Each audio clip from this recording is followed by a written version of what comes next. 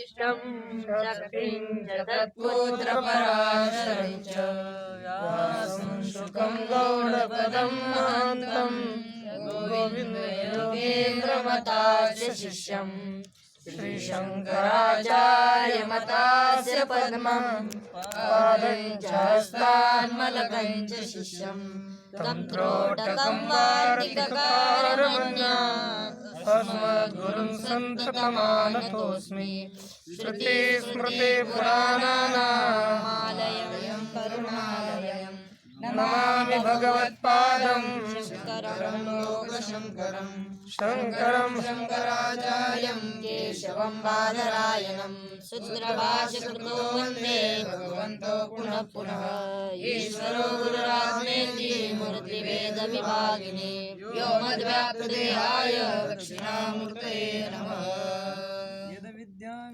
सेन भूतभौतिकसृष्टय तमोमि परमात्मानं सच्चिदानन्दविग्रहम्।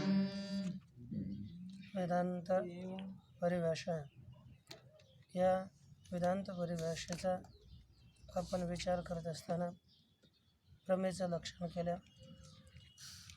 प्रमेयचं लक्षण आणि त्याच्यावर येणाऱ्या प्रमेयावर शंका समाधान याचा विचार पाहिला. तत्पश्चात प्रमाकरणं प्रमाणम असं जे लक्षण केलं होतं ती प्रमाणं किती,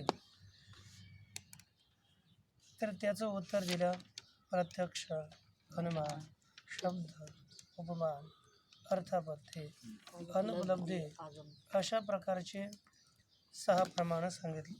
6 प्रमाण बताए गए. वहाँ पर प्रत्यक्ष प्रमा का करण यह प्रत्यक्ष प्रमाण बताया था. इसमें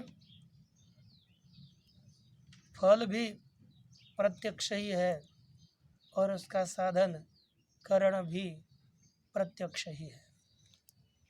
दोनों को भी प्रत्यक्ष शब्द से ही कथा बताया जाता है. प्रत्यक्ष प्रमा क्या चीज़ है, उसका उत्तर भी दे दिया. प्रत्यक्ष प्रमाच अत्र चैतन्यमेव. चैतन्य ही प्रत्यक्ष प्रमा है. उसका उत्तर दिया, ते प्रमाण दिया उसके लिए, यह साक्षात अपरोक्षात ब्रह्म. यह साक्षात अपरोक्षात ब्रह्म, जो साक्षात अपरोक्ष ब्रह्म है. यहाँ पर अपरोक्षात का अर्थ क्या, अपरोक्षम. जो अपरोक्ष ब्रह्म है वही प्रत्यक्ष प्रमाण है, यह यहाँ पर बताया गया. अब इसके बाद इंद्रियार्थ सन्निकर्ष प्रत्यक्ष घ्यायचा आहे का अनुभव प्रत्यक्ष ब्रह्म चैतन्य चैतन्य प्रत्यक्ष चैतन्य चैतन्य प्रत्यक्ष कसं होईल.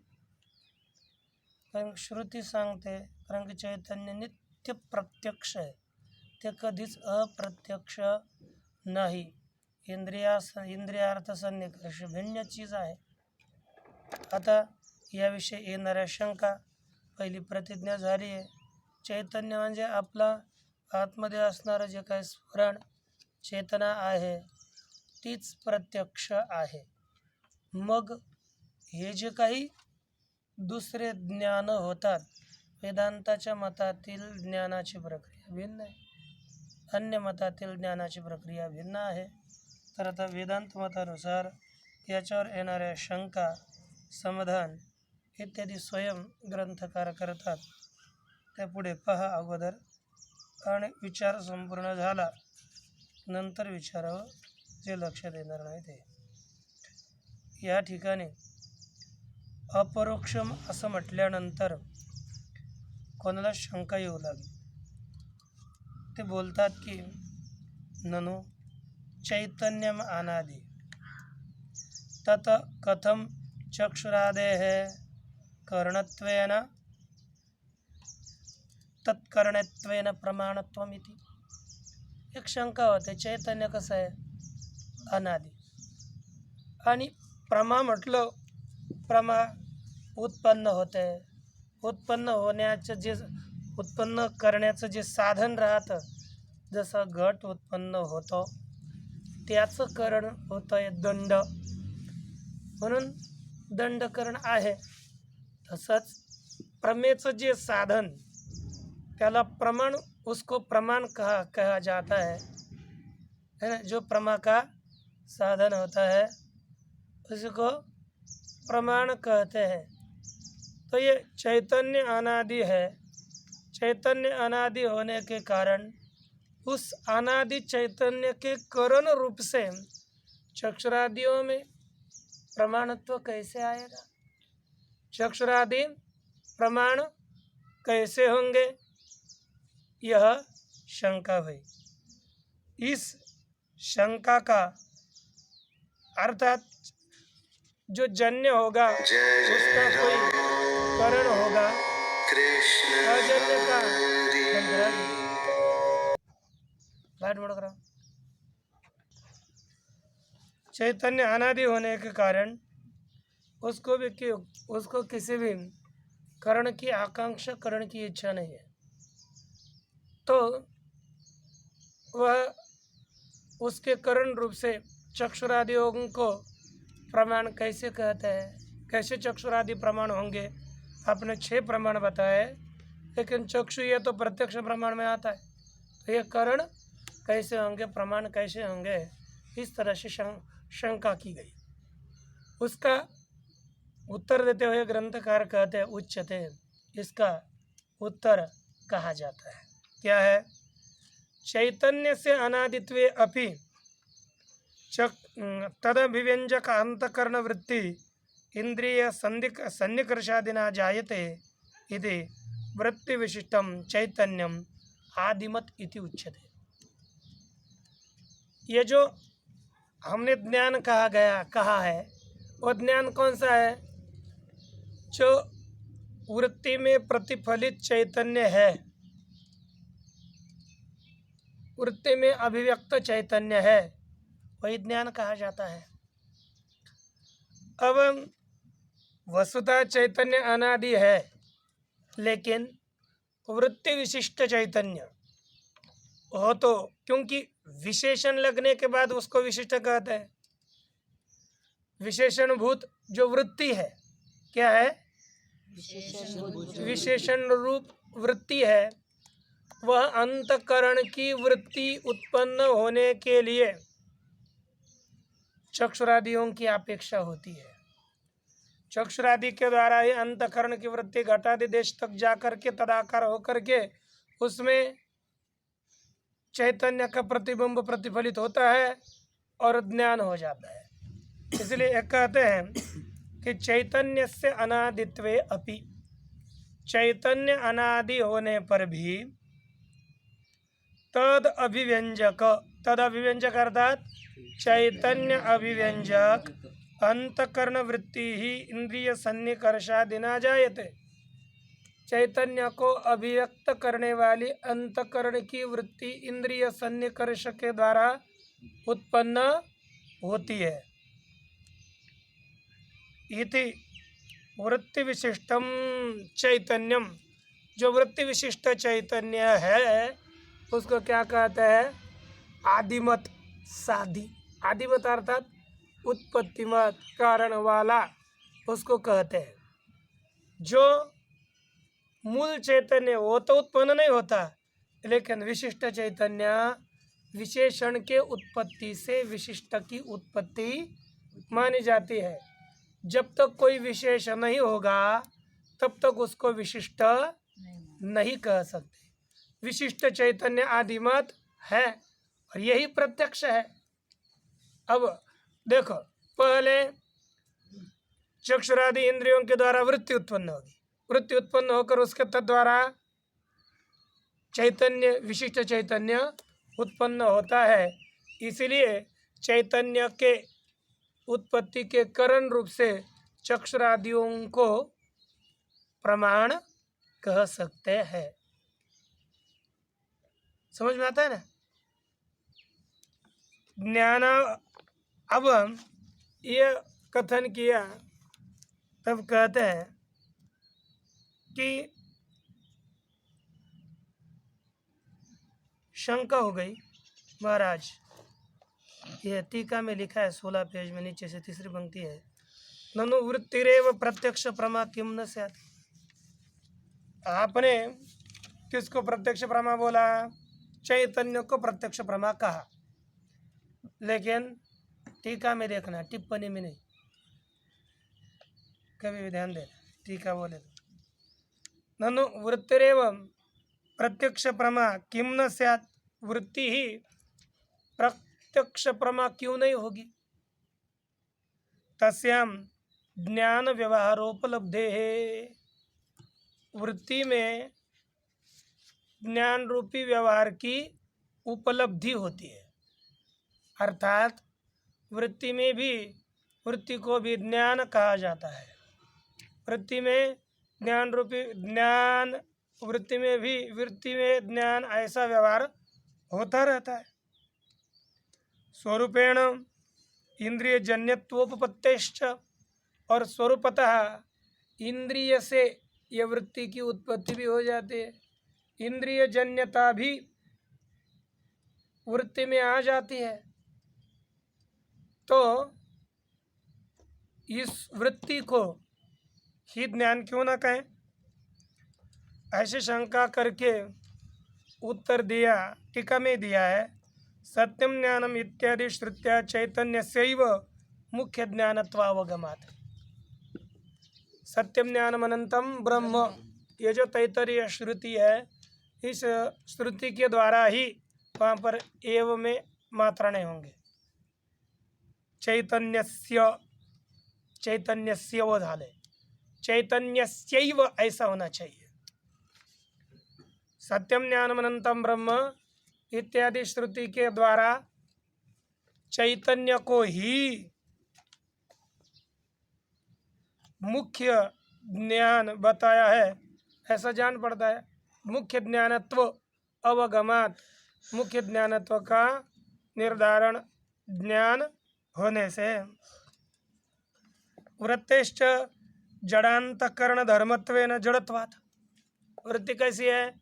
जड़ अंतकरण का धर्म होने से वह जड़ है, इसलिए न तस्याः प्रत्यक्ष प्रमात्वम अपितु, उसको प्रत्यक्ष प्रमा नहीं कह सकते। फिर क्यों कहते कि तस्याम चैतन्य रूप ज्ञानावच्छेदकत्वात् तत्वोपचार, वह वृत्ति चैतन्य रूप ज्ञान का अवच्छेदक होने के कारण उसमें ज्ञानत्व का उपचार गौण प्रयोग किया है, इसलिए पूर्व में ही कहा 15 पेज में, ज्ञानावच्छेदकत्वात् वृत्तौ ज्ञानत्वोपचारः। वृत्ति ज्ञान नहीं है, लेकिन ज्ञान का अवच्छेदक होने के कारण वृत्ति में ज्ञान शब्द का गौण प्रयोग किया है। इसलिए अब एक सामान्यता देखेंगे तो एक वृत्त्यात्मक ज्ञान और एक मूलभूत चैतन्य रूप ज्ञान, ऐसे दो ज्ञान होते हैं। ये कोई कपोल कल्पना नहीं है, इसके लिए श्रेष्ठ पुरुषों का प्रमाण हम दे रहे हैं। वे पृष्ठ पुरुष है श्री प्रकाशात्मयति विवरणकार, विवरणाचार्य जी कहते हैं कि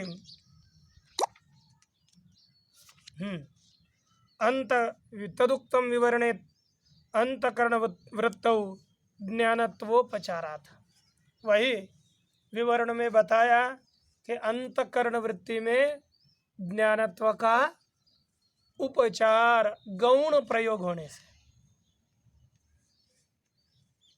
इस तरह का शब्द प्रयोग है, इसलिए अंतकरण वृत्ति को ज्ञान कहते हैं, लेकिन गौण प्रयोग है। उसके संबंध चैतन्य कार वृत्ति होती है, चैतन्य की अवच्छेदक वृत्ति होती है, इसलिए वृत्ति को भी ज्ञान शब्द से कथन किया। अब शंका होने लगी, महाराज ये आपने कहा कि वृत्ति विशिष्ट चैतन्य ज्ञान है कि नहीं? ये आपने बताया, हमको ठीक सा लगा, सा ऐसा लगा लेकिन ये हो तो नहीं सकता। क्यों नहीं हो सकता? नैयायिक शंका करने के लिए उपस्थित है। न्याय मत में मन अणु है, निरवयव है, वही अंतकरण, उसको ही अंतकरण कहते हैं। इसलिए वह कहता है ननु निरवयवस्य अंतःकरणस्य परिणामात्मिका वृत्ति ही कथम। अंतःकरण निरवयव है, ऐसे निरवयव अंतःकरण की परिणाम रूपी वृत्ति कैसे होगी? देखा जाता है सावयव वस्तु का ही परिणाम होता है। सावयव वस्तु घटादि पदार्थाकार मृत्तिका है तो परिणत होती है कि नहीं? सावयव मृत्तिका घट रूप से परिणत होती है, दूध दही रूप से परिणत होता है, लेकिन यह सब परिणाम सावयव पदार्थ में दिखता है। मन निरवयव है, इसलिए उसकी वृत्ति हो नहीं सकती, परिणाम रूपी वृत्ति हो नहीं सकती। यह कैसी होगी? अर्थात नहीं होगी। तो सिद्धांती उत्तर देते हैं महाराज इत्थम, ऐसा इसका उत्तर है। न तावद अंतःकरणम निरवयवम सादिद्रव्यत्वेन सावयवत्वात्। सिद्धांती पहले कहते हैं कि न तावद आदव अंतःकरणम निरवयवम, न अंतःकरण निरवयव नहीं है। क्यों? कहते हैं सादि द्रव्य होने से।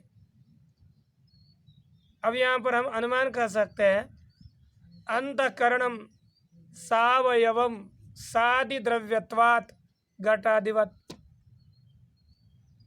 अंतःकरण सावयव है, ये उत्पन्न होने वाला द्रव्य होने से, यह अनुमान किया। जैसे घट उत्पन्न होने वाला द्रव्य है कि नहीं, इसलिए सावयव है, वैसे अंतःकरण भी उत्पन्न होने वाला द्रव्य होने से सावयव है।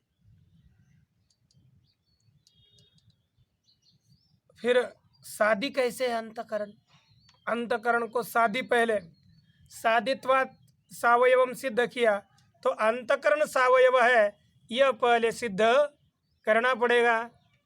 तो देखिए, अब नैयायिक बोल सकता है कि सादित्व ही रहता नहीं, अंतःकरण ते मन नित्य है, वो बोलेगा, लेकिन उसके लिए प्रमाण है।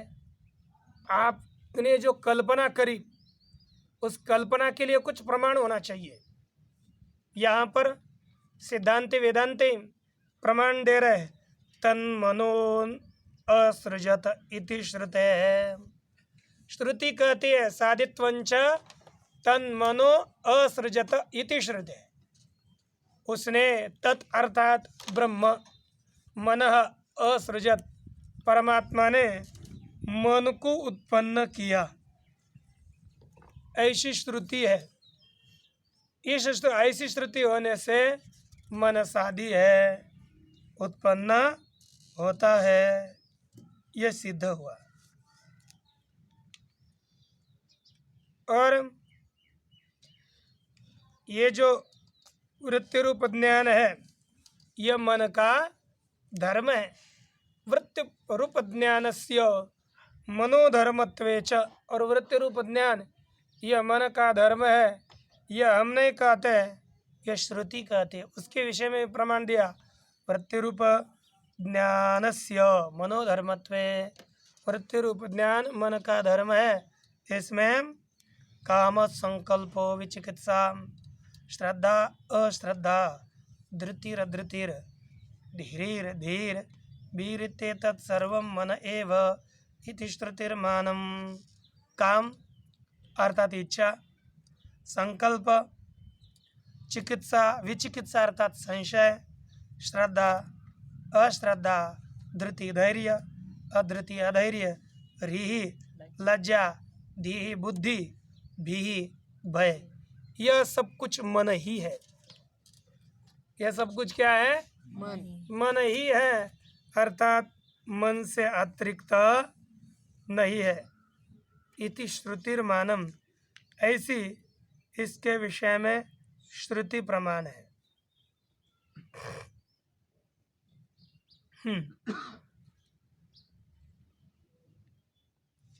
और कहते कि धी शब्देन वृत्ति रूप ज्ञानाभिधानात, आपने श्रुति प्रमाण दी, लेकिन यह वृत्ति मन का धर्म है, इसमें क्या प्रमाण?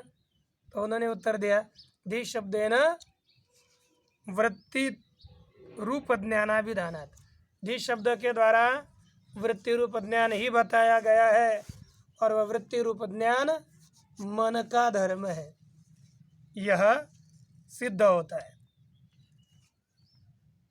अतएव कामादेरपि मनोधर्मत्वम, यह जो श्रुति है, इसी श्रुति से ही काम, क्रोध इत्यादि जो भी विकार है, संशय इत्यादि, इच्छा इत्यादि, यह सब मन के धर्म है। इससे न्याय मत में जो बताया था कि इच्छा इत्यादि आत्मा के धर्म है ना, वह खंडित हो गया। श्रुति कहती है, श्रुति सबसे प्रबल प्रमाण होता है, श्रुति अपौरुषेय है, इसलिए उसमें प्रबल प्रमाणत्व आता है। इसलिए कहा कि अब ये सब मन के धर्म नैयायिकों का बोलना गलत है, शास्त्र से विरुद्ध है। अच्छा, पुनः एक शंका होती है, क्योंकि अपने व्यवहार के अनुसार वह शंका करता है, कहता है ननु कामादे अंतकरण धर्मत्वे अहम इच्छामि, अहम जानामि, अहम इत्यादि अनुभव आत्मधर्मत्वावगाहमानः कथम उपपद्यते। आप कहते हो कि ये सब मन के धर्म है, लेकिन हम क्या बोलते हैं? मैं इच्छा करता हूँ, मैं जानता हूँ, इस अनुभव से तो यह आत्मा के धर्म ही ऐसे लगता है। मैं जानता हूँ, मैं, मेरा अंतकरण जानता है, ऐसा नहीं कहते। मैं इच्छा करता हूँ, अर्थात मैं आत्मा, मैं शब्द का अर्थ है आत्मा, इसलिए कामादि यह अंतकरण के धर्म है। इसमें अहम इच्छामि, अहम जानामि, अहम बिभेमि इत्यादि अनुभव ही प्रमाण है। यह आत्मधर्मत्वम अवगाहमानः, आत्मा के धर्म है ऐसे स्वीकार करने वाला, ऐसा जानने वाला जो अनुभव, यह अनुभव ही, ये अनुभव है, उसमें प्रमाण है। इसकी सिद्धि कैसी होगी फिर? यदि आप अंतकरण के धर्म मानोगे तो ये अनुभव की उपपत्ति सिद्धि कैसी होगी? ये तो उसमें प्रमाण लग रहा है, अंतकरण के धर्मत्व में प्रमाणभूत यह अनुभव, यस अनुभव की उपपत्ति सिद्धि कैसे होगी? तो उत्तर देते हैं उच्यते।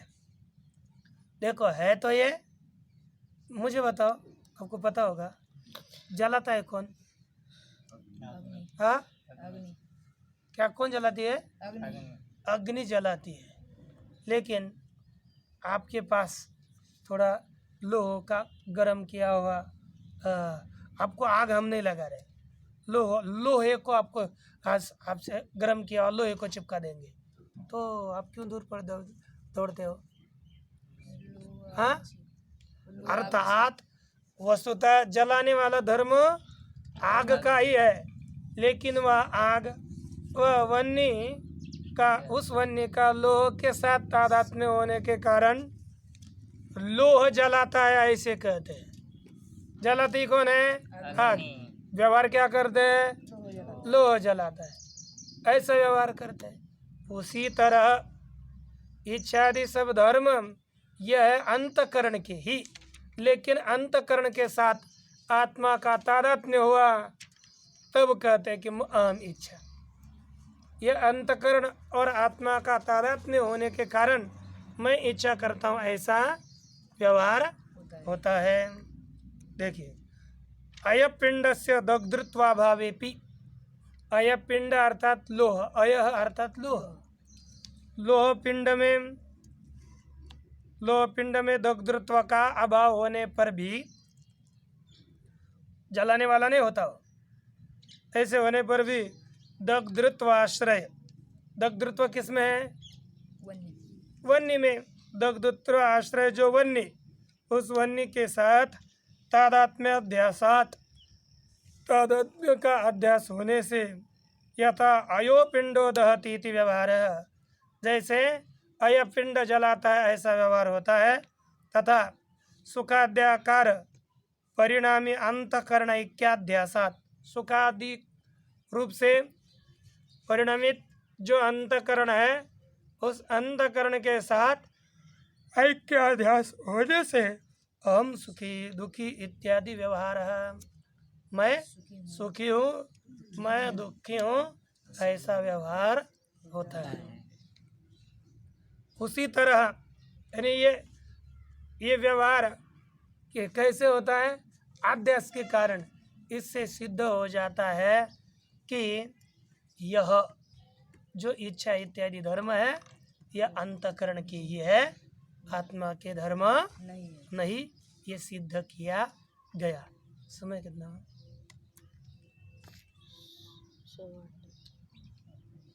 बंद करना।